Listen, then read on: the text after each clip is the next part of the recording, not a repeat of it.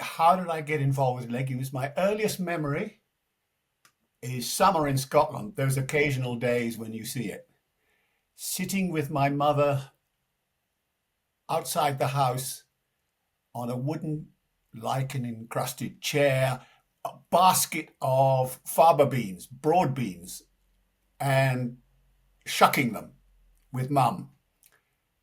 Your finger in splitting the suture and beautiful. It's like a long princess's purse. That's my earliest memories, and they're really nice, warm memories. Unlike Scotland, which is usually cold. Um, yeah, so I come from a farm just beside the sea near St Andrews in Scotland. So have been involved. We used to grow peas, still do grow peas. My brother has could run the farm after my father, and so I grew up in agriculture, but interested in the sea, natural history, and uh, did a gap year in Calcutta teaching kids English. That's not very important at this moment, but anyway, it got me interested in development science and in farming. I heard in my second year, I was at Cambridge, and I was heard in my second year a talk, a seminar, and it was about breeding cocoa. And I thought, hey, that rings all the development issues, the science, and the agriculture. If I did that, breeding for the developing world. So then I changed all my courses and I started to study plant breeding.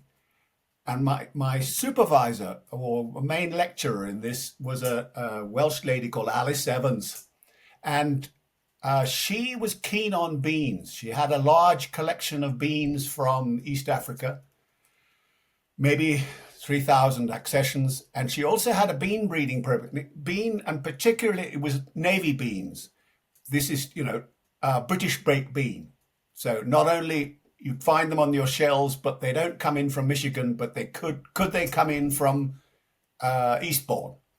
And so in 1973, in the summer of that my last year, I worked as a labourer on a plant breeding program that was for navy beans that was associated with the National Vegetable Research Station at Wellesbourne. And I can remember going to harvest. We had trials in Cambridge, at Rothamsted in Harpenden, and at Wellesbourne in the west. And why did I want to get involved with beans in those days? Well, those are so we're talking early 70s. In those years, it was the beginning of the Green Revolution. There was cheaper wheat coming onto the market from changes in the stature of the wheat in India, and shorter rices from work in the Philippines. So the carbohydrates were being looked after. But that meant that there was less room for pulses in the field. And how are people going to get their protein? In particular, the beans are full of good in lysine. And amongst the essential amino acids, you get your methionine from the carbs, but you need to get your lysine from the beans. Anyway, so I got switched on to beans. I thought they were getting very little research attention. It was something where I could get a mark, and I was already doing it because it was a job that I was doing in the summer. But I also thought, hey, I don't really want to be a labourer running for a bean breeding program all my life. I prefer to have more intellectual input. So I thought, well, why don't I go and get a master's or a PhD and stuff? Went to Papua New Guinea, found an opportunity there, did a master's on cowpea and a PhD registered also back with Alice Evans back in Cambridge on a thing called the winged bean, which is an underutilized tropical legume where it's basically mange tout. It has a root you can eat. You can eat the leaves while crossing the between different varieties. You're manipulating the flowers, and if you break one of the anthers and there's pollen flying around, i.e., you make a mistake, you can just eat the flour. Very nice. It makes you feel better because you made a mistake, you eat it, you feel better, you get on the next flour. Anyway, so did a PhD on wing beans. It was the most important legume in Papua New Guinea, and went back to Cambridge and wrote up. The rule at Cambridge was you had to spend a year within the earshot of the bells of Great St Mary's, and which I did. I also wrote up the thesis, didn't just listen for those bells. But anyway, couldn't wait to get out of Cambridge. It was too ivory tower, wanted to do stuff with plants, and then got a job collecting. I did a lot of collecting in Nepal, where I saw my first lentils. I spent about 4 months collecting in Nepal. I remember the rather dry report. A distance of 350 kilometers was covered on foot. This is the Himalayas, right? And I had a nice pair of commando boots, and I wore down the soles. Anyway, it's great. As a young man, very interesting, fun. And then I got a job in Aleppo in Syria with a new international center, and there I was the lentil breeder. The remit was lentils anywhere in the developing world, or everywhere in the developing world. This was at the International Center. It was based on the success of the wheat and rice stories. It was one of 13 different research centers around the globe trying to give some research to provide the sustenance for the tropics. Okay, so I was in charge of lentils. I inherited a lentil collection of about 6,000 entries, and very importantly, nearby, if you walked outside the fence of the research station, you could find wild lentils growing. It's where lentils came from. They're growing wild. Why anybody wanted to domesticate them, I have no idea. Because they are the most miserable bit of the flora. You walk on the... So, okay, the legumes grow on the sides of the hills in that area because it's very eroded, but they fix nitrogen, so they have an advantage. So they can grow where the grasses can't grow. So lots of legumes are growing there, but the most miserable looking legume of all is the lentil. Why our forebears domesticated them, I have no idea. Maybe they had some sheep. Maybe they saw the sheep eating them. I don't know, but it's the most unenterprising bit. So hats off to our ancestors. So I'm in Aleppo, got this job to do. So sometimes when I'm feeling humble, I am the 300th generation of people who's been playing with this crop since they were domesticated, okay? Maybe 8,000 years ago. On other days, I'm a young man who's got all the tools of modern science, and I want to make the new spread of the crop out from where they were, spread number 2 around the world. But what I have in my hand is this collection of lentils from all over the world. And I can see what Afghan lentils look like. I can see what Ethiopian lentils look like. You can see them, you can recognize them, right?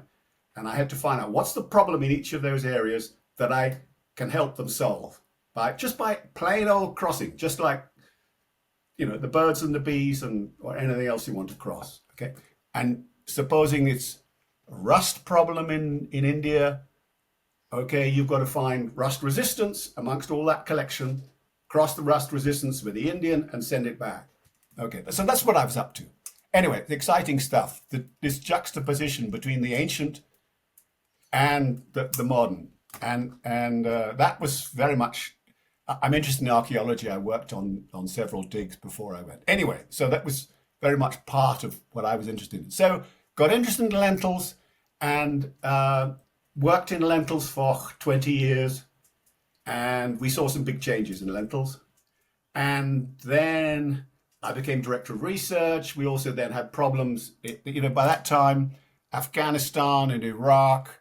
And I found myself as an agricultural fireman trying to help people there. So what can you do in those sort of situations? And then eventually 2007, just before Syria became a really difficult place to live, we decided to move, and one of the things that I'd done while in Aleppo, I'd sent some on request. I sent some seeds to South Australia and to Victoria. They had at that time the earliest lentil in the world and the latest lentil in the world, and I sent them Mediterranean lentils from the breeding program, and that became the basis of the Australian lentil industry later on. They released varieties directly from that material. And I was looking up, and just in anticipation of this wee chat, there's now more than 500,000 hectares based on that material in Australia from what I'd sent from Aleppo. And anyway, at that stage, it wasn't that much. It wasn't that big. It was only about 100,000 hectares. But I got known in the streets. Oh, it's a very small street. As the father of the lentils here in Australia. So when I was looking for a job, they said, "Oh, well, come over." Yeah.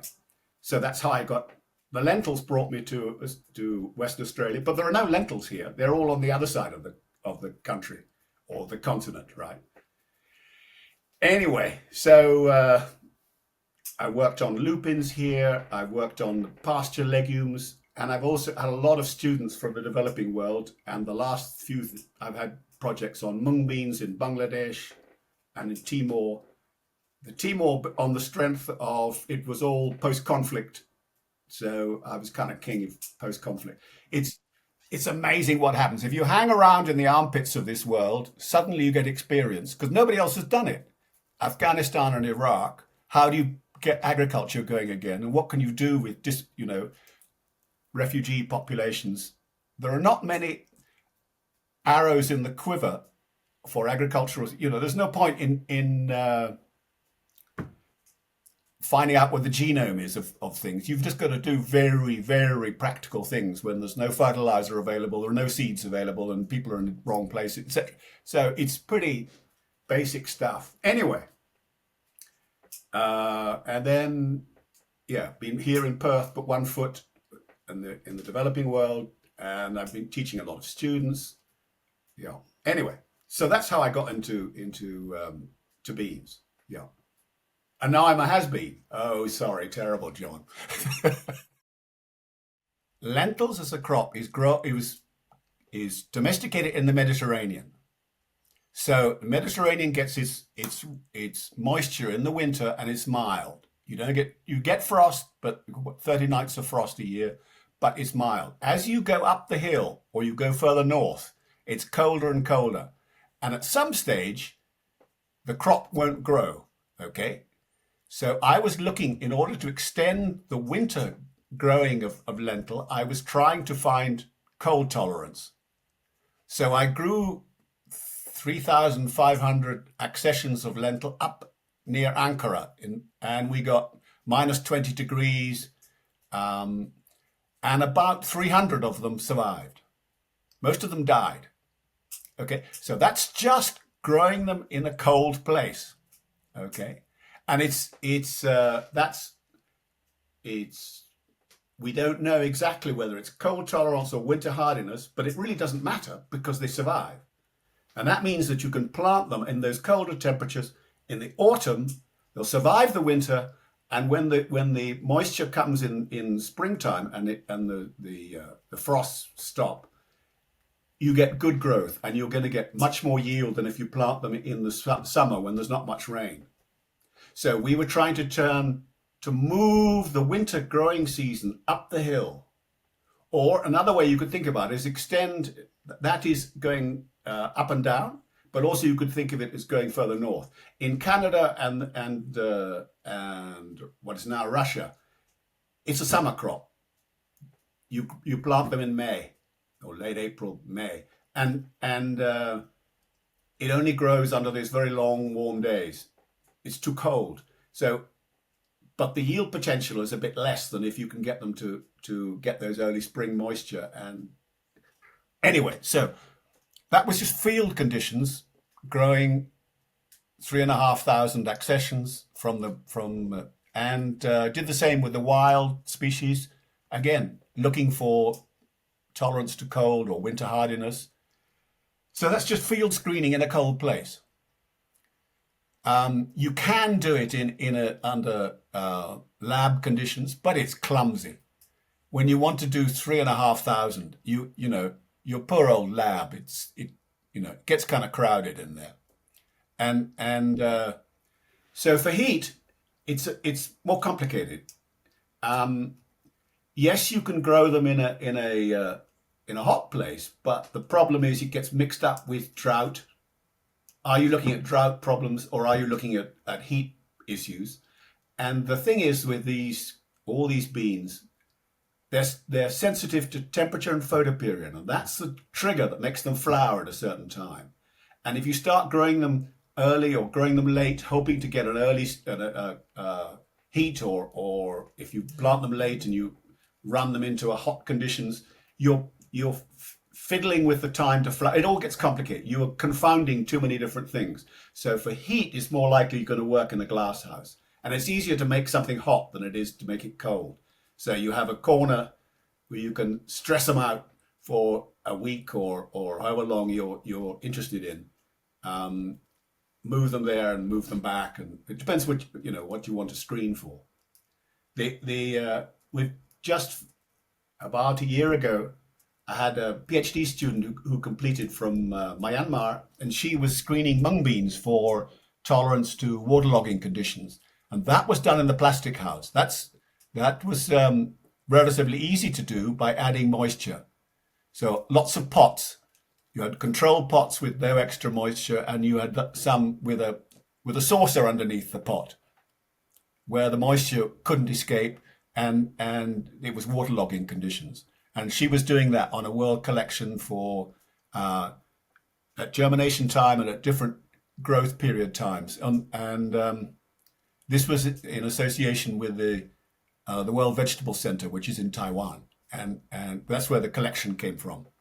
And done in a particular structured way. You could also not only look for the variation to find the extremes, those which will tolerate, for example, highly moist, waterlogged conditions, but also you can get at the genetics of it and find out which bit of the genome, which genes are involved, because somebody else has sequenced this crop. They've got the sequence, and we can use the information from the screening to get down to the genetic level of about how many genes are involved, etc. Exciting stuff. So you guys have been experimenting with growing Papua lentils in warm climates. Have I got any other suggestions? Okay, yeah. So the nice thing about Papua is a different kind of lentil, so they look different. So the market is different. So that's a good thing.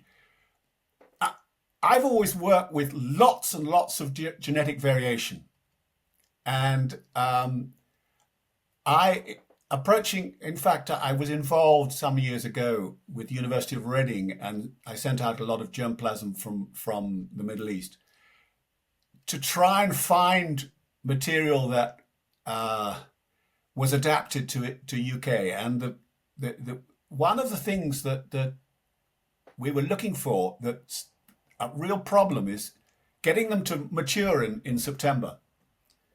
And some of the varieties will tend to stay green and will not ripen their pods, whereas there are others which are much more, how do I say it, reproductively determinate. They will just switch off. And what you want is to find the variation that allows the material to grow in the lovely long days. They're not always lovely and warm, but lovely long, and but to finish before harvest.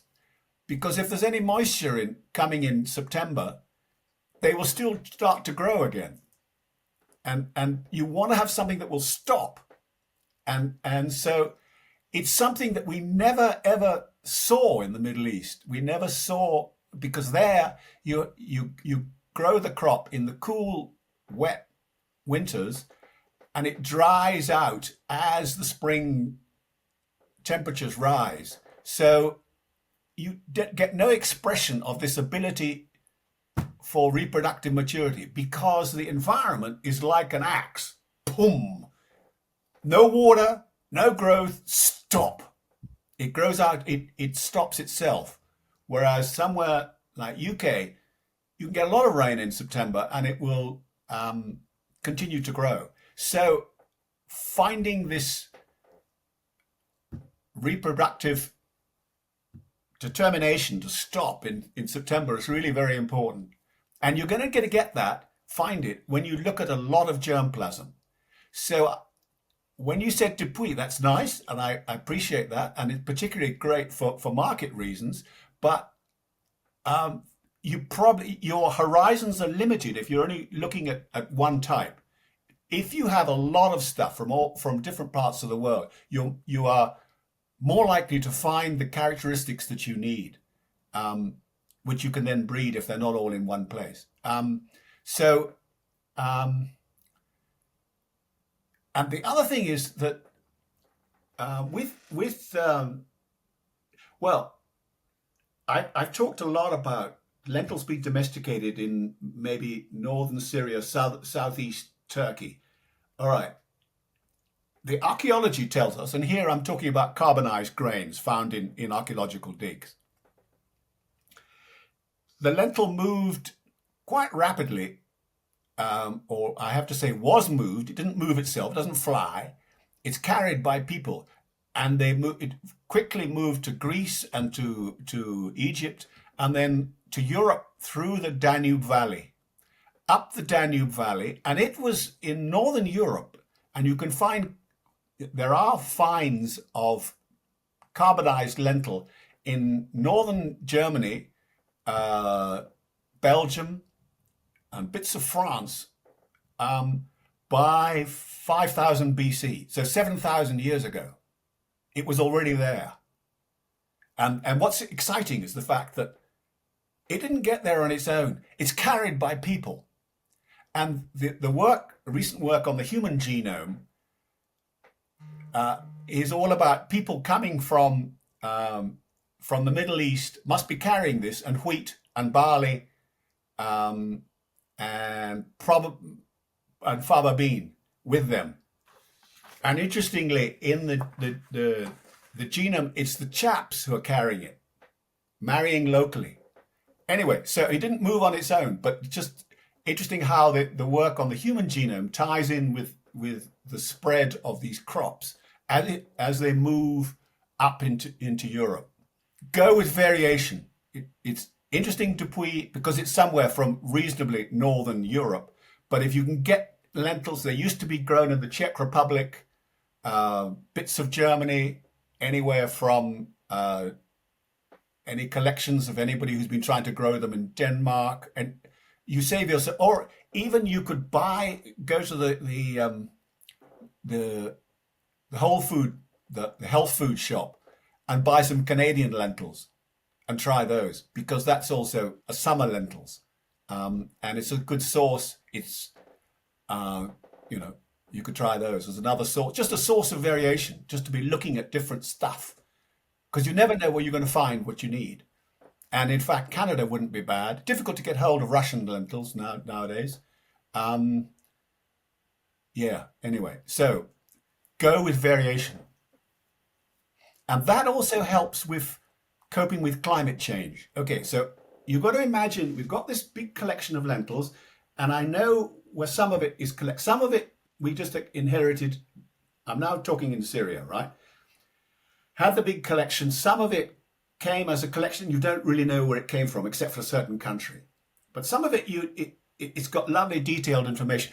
Behind the mayor's house in such and such a place, okay? You know exactly where it came from.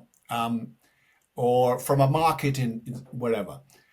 Now, it's well known that the climate of different places all over the terrestrial globe is well known, and you can pick that up on the internet. So you can reconstruct the climate associated with each of these accessions. Now, supposing you know that the south of England is going to get warmer and possibly a bit drier. I don't know. That would be nice, perhaps. Okay, so what sort of climates today where these things were picked up would be similar to the future climate of where you're going to be. And you can start looking and thinking, okay, I'm most likely to access this part of the germplasm because maybe it's got the characteristics that I want, because the environment today is like this, and tomorrow in my target area, it will be similar. So I'm going to go for material from that place. And so you can map climates for future climates to current similarities, and then pick stuff from the germplasm that gives you a high probability or possibility of finding stuff that you might want. So you can play like that as well as to find material of interest from the big collections. I think it will play an increasing role because it doesn't have any nutritional antifactors in it. It's nutritionally benign, and you can make it taste like anything. We used to do taste tests. This is a negative and a positive, depending on how you want to take it. We used to do taste tests of different varieties, and it was much more a question of how much citric acid and salt you put on them, rather than differences in the taste of the different materials. So they're easy to cook with because they take on the nature of what they're cooking with. They absorb flavors. Now, some people would say the B word, bland, but in fact, you could take it another way, is that they're great to cook with because you can push them in many different directions. Yeah, the area is growing. They're being found to be relatively easy to grow with with the lack of anti-nutritional factors. I think they'll play a larger role, but they're not going to become a king of the beans. As with all of these things, the problem is weeds and getting a harvest. And you've got to, if you get a wet September, you're in trouble for any of these pulses in UK. We've talked a lot about varieties, but I know, for example, flipping back to lentils, but also it's got relevance to navy beans. We talked about the problem of a wet September. That's one issue, and the harvesting. The other thing is the weed control, and navy beans, but more so lentils, have major problem from weeds, and a major issue will be controlling the weeds. And so the use of a tine harrow is needed, and probably you have to sow at a higher seed rate so that when the tine harrow comes across, if it flicks out some plants, it doesn't matter. But weed control is another major issue. So it's not just varieties issues, it's also the agronomy and getting them in when the soil is the right temperature. Beans are particularly sensitive to temperature, and I think we were planting them in May, if I remember right. There's a saying, when you can take down your trousers and sit on the soil, it's the time to plant. I.e., when it's warm enough, and that is kind of a rule of thumb. Yeah. Anyway, so weed control, harvesting issues, and variety. I see those are the key issues for both lentils and beans. And of course, beans, both of them, because both lentils and beans, because they haven't been grown that much before, good to do inoculation. You have to do it for common beans because the rhizobium will not be there. For lentils, it's the same as the pea, so it might be there, rhizobium, but it's better to put on inoculum anyway, certainly to begin with.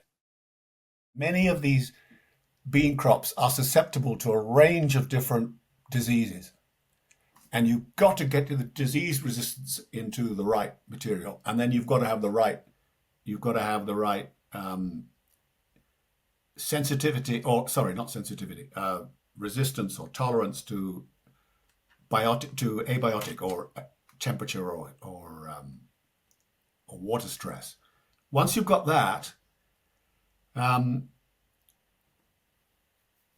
I think it's really important that a lot of the work is done with growers, with farmers. They solve a lot of the agronomic problems. Um, I've tried to do work with growers in different countries through the various different cooperatives I've worked with all my life. And in particular in Timor, we were doing a lot of work with growers. They would pick out some pretty profound issues and often solve them themselves. And you save a lot of work and a lot of um, heartaches um, by working with them. Let me give you an example when it was not done. I recall a colleague of mine in Syria bred a great variety of barley. It was producing 20% more yield than the local material.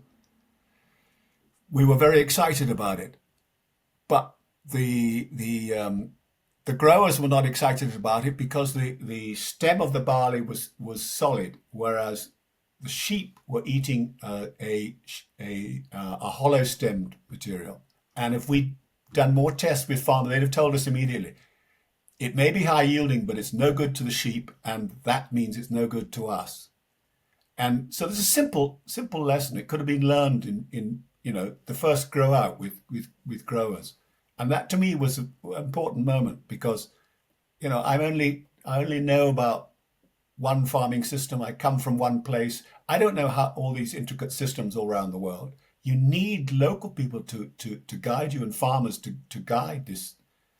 So it's really important to that participation so that you can find a system that works for them, not for you but works for them and their system. And that these beans are grown in so many different systems.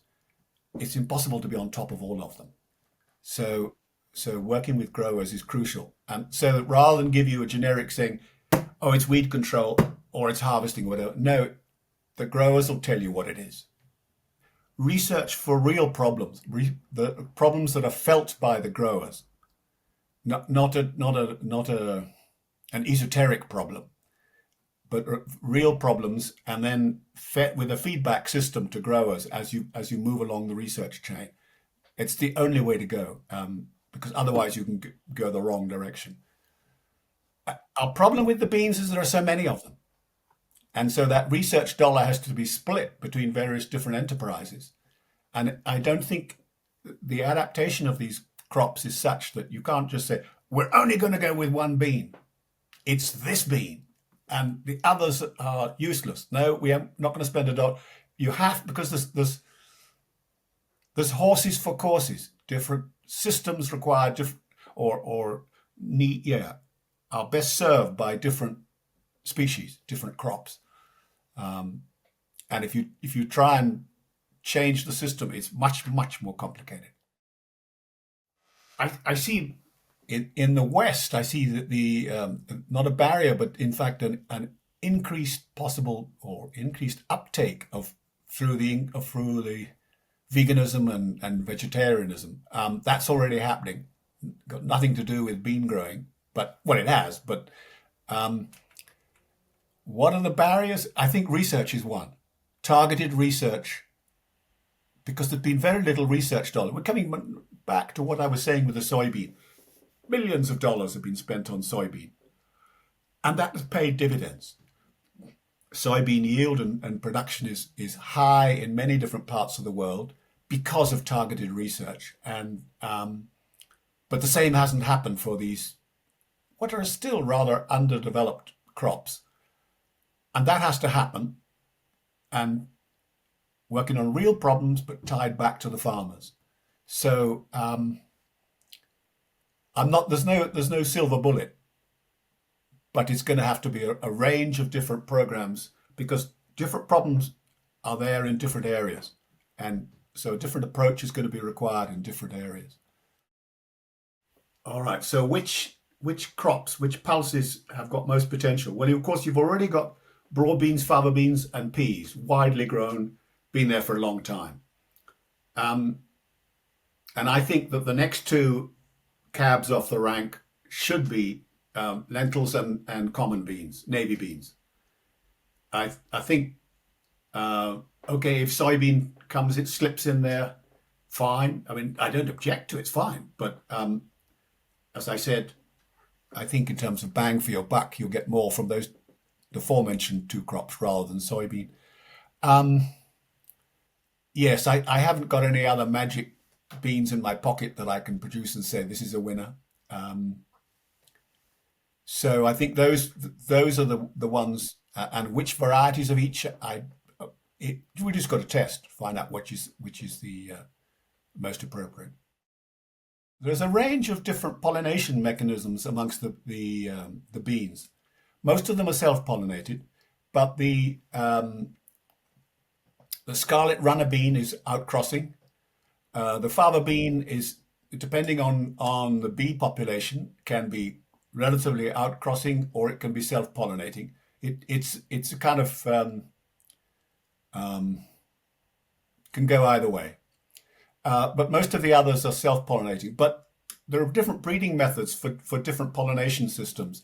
It's not going to make that much difference in the pollinating system is something you work with as a breeder, but it's not going to make much difference so far as climate change is concerned. Are all pulses equal so far as nitrogen fixation is concerned? The environment is very, very important in nitrogen fixation. If there's already a lot of nitrogen in the soil, no crop, no legume will give you much nitrogen fixation. They're lazy, just like me, maybe like you too. They don't do it unless they have to. Um, if there's a stress on the plant, it makes a huge difference. So there's major environmental effects here on nitrogen fixation. But if you want me to generalize, lupins are pretty good. The broad beans are pretty good. About the worst is common beans. The navy bean is very poor. And the lentils somewhere in the middle. The source of germplasm is very often available in the collection, as part of the collection information. For each accession would then have its passport, and that often has the latitude and longitude coordinates. And with those, you can look up for any particular location, or with latitude and longitude, you can look up the long-term climate for now, and you can see how that fits with the expectations of where you want to work from. Okay, so there are climate models which are very widely used for everywhere on the terrestrial surface, and so you can see what would the anticipated climate future. Of course, they are a bit more accurate for temperature than they are for precipitation. Rain is much more difficult to predict. But you can see certainly for temperature what the expectations for any particular area are in 25 years. But it's all with different levels of probability. So you need that, which is available on the internet, and you need to access the passport data of the various different accessions in order to get a handle on the current climate, on the past climate of each of those places. Yeah, they're in the open domain. It's not something that I have special access to. A bean success story. I guess for me, one of the places where we've had considerable success is Bangladesh, and particularly for lentils. And I first started going there in about 1982. And since that date, I've been working closely with the Ministry of Agriculture and some of the university departments, the extension people, and groups of farmers. When I say it's been a team. What has changed? Well, Now, about 70 to 80% of the material grown on farm has come from the collective breeding program of that group that I mentioned, myself and others. And the yield advantage has the average is somewhere between 20 and 50% over the previous material. And that's significant not just for the amount of money that it puts in people's pockets at the farm level, but also in terms of the replacement of the need to import, and of course the number of or what it does for malnutrition, particularly for pregnant women and small children, because it means that more protein-rich lentil is available in the country. So how did it happen? Well, I guess the story's quite interesting. At least I find it interesting. Um, Back in 1981, about a year and a half after I started in working in Aleppo, I was visiting Pakistan, and I thought we were doing a great job sending material out from Aleppo to various different parts of the world, and many people were finding it useful. However, when I got to Islamabad in Pakistan, I saw that the material we were sending was rubbish by comparison with what they had already. It was just coming into flower as the local material was maturing, and we were basically wasting people's time by asking them to grow out the material that I'd sent them.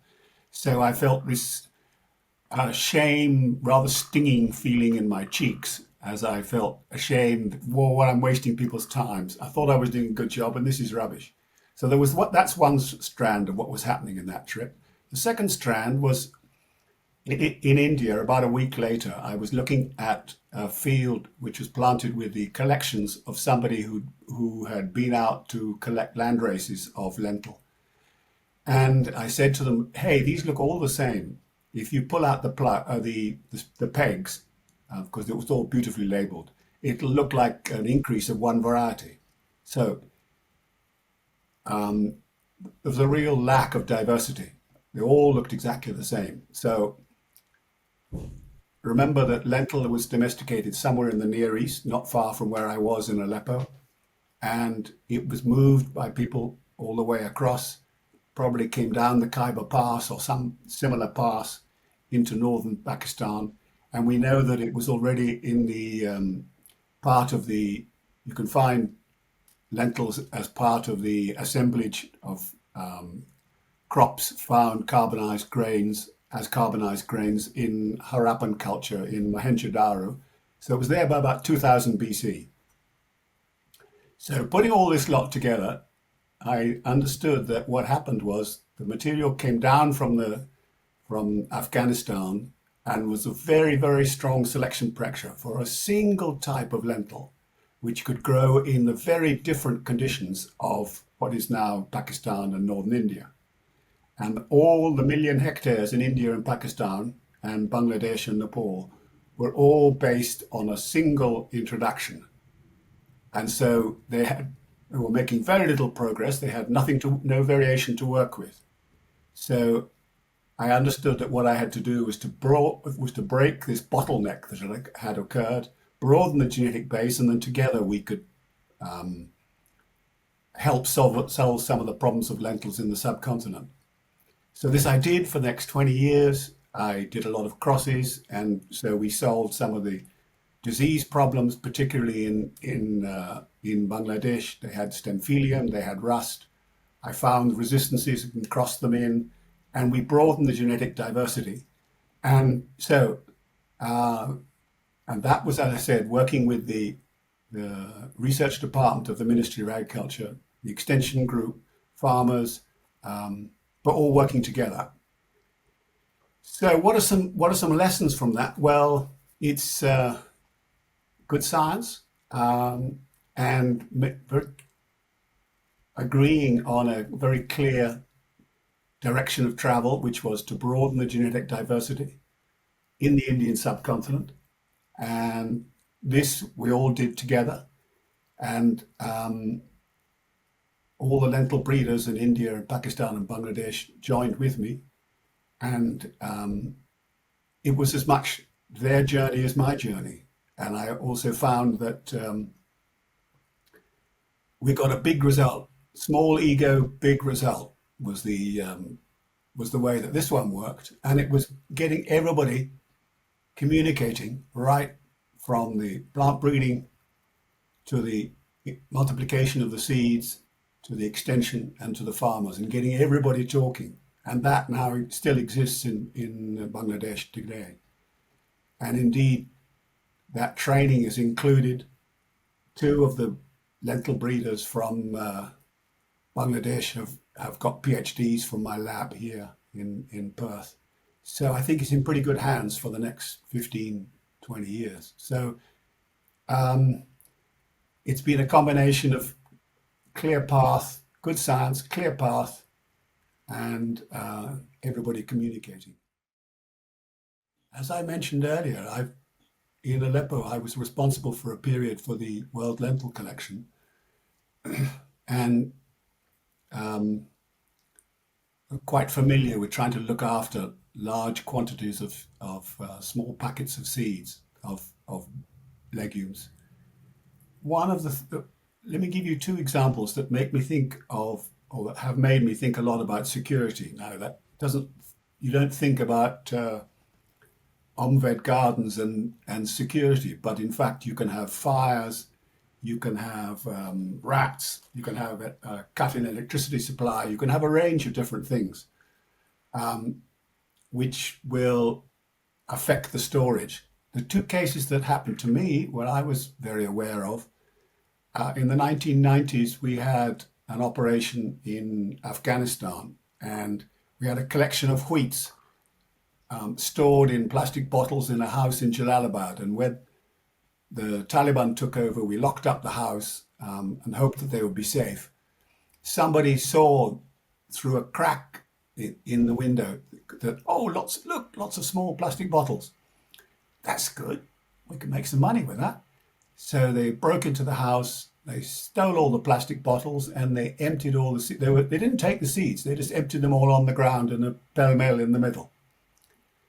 Completely useless. That was one example. And the second example is, yes, Aleppo, it was in a war zone, and the headquarters got damaged, severely bombed. But 1 year before I left, I sent copies of everything to the Doomsday Vault in the northern Norway. And so we avoided the loss of those collections. And that was not just lentils, that was about 135,000 accessions of wheat, barley, lentils, chickpeas, fava beans. And that's probably the best thing I ever did, was to copy them, because then they survived. So I'm pretty conscious of security. So whether it's a small Omved thing, I'm aware of the need to replicate and have a couple of packets in a slightly different place where the fire won't, or the rats won't get them. Pretty important. So I'm also aware, having had these experiences of collections, world collections, of the need for variation. So if you can find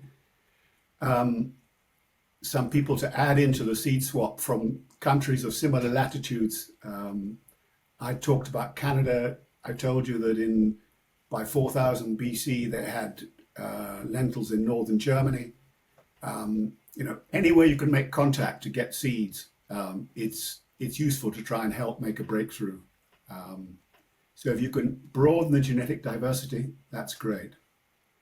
And finally, I think it's also not only just a collection of swapping seeds, but also stories about the seeds. And so I'm in Australia, so I'm allowed to go like this for flies.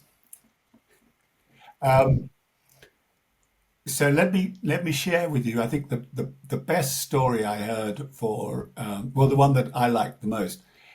So I'm in central Nepal, in the Terai area, which is down in the lowland area, and we're talking with a farmer who's growing relay lentils. And what does that mean? It means they have a crop of paddy rice growing on the monsoon rains, which is coming to maturity.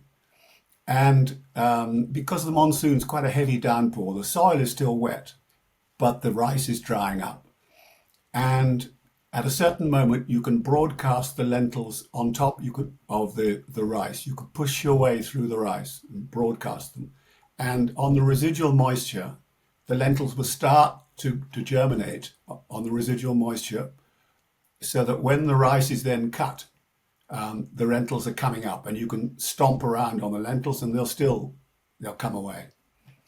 Anyway, it's a question of knowing when to sow, when you should broadcast.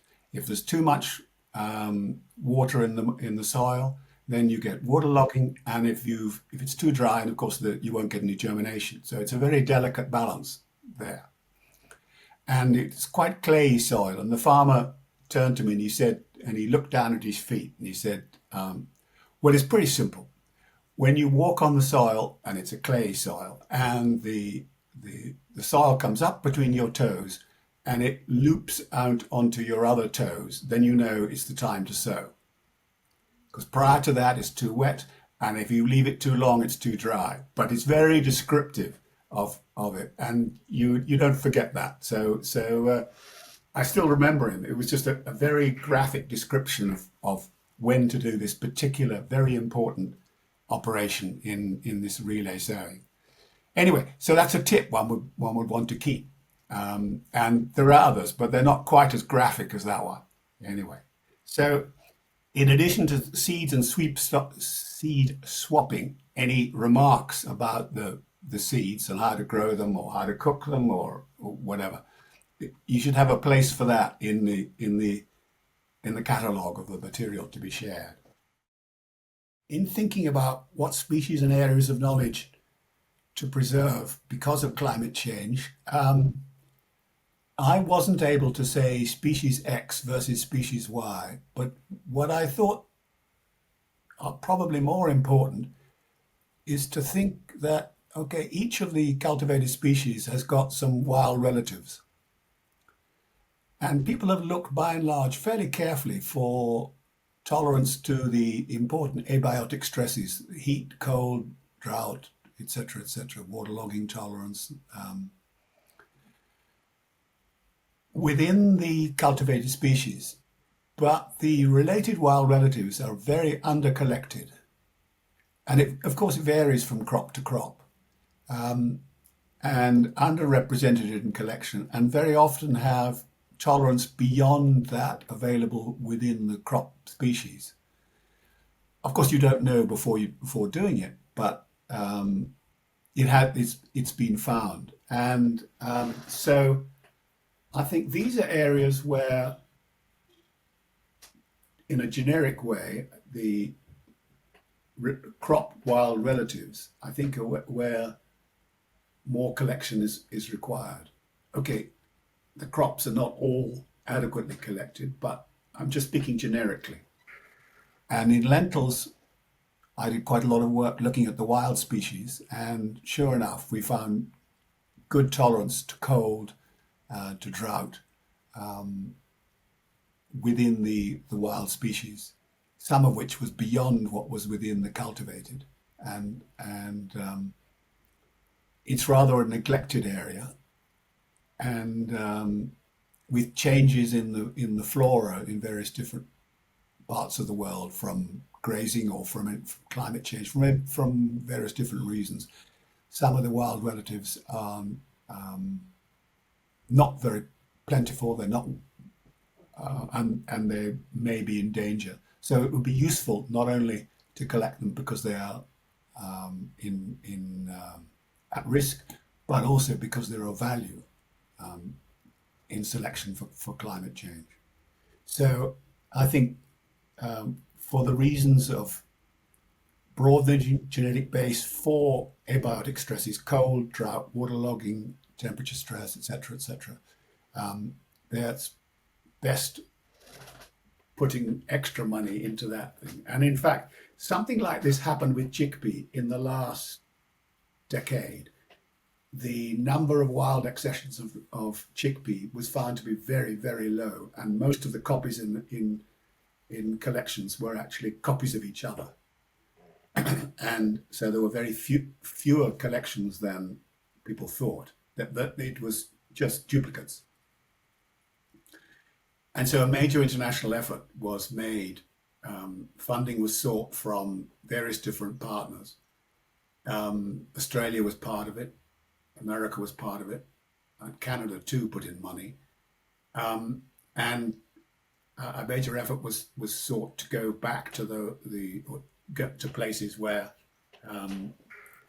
these wild relatives are to be found.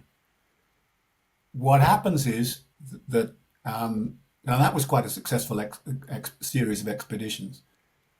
There are some areas which are not well collected for political reasons, where access is difficult, for war, for political reasons, and these remain uncollected until such time as peace breaks out, and then you have to rush in and get them while the going is good. So it's spotty, the collection map of the wild relatives, and it depends on circumstances. I don't need to go into details because it changes all the time. Anyway, so yeah, I think crop wild relatives, specifically for the stresses for that climate change is going to push us towards, is the way to go. And an international effort is required. And then the seeds are shared out between the various different countries and screened. And that's what happened with the chickpeas. Seeds were all shared, were multiplied and shared out. And so this person's screening for cold, this person's screening the collection for heat tolerance, this one for waterlogging tolerance, this one for acid soil tolerance, etc., etc. So the work is shared out internationally.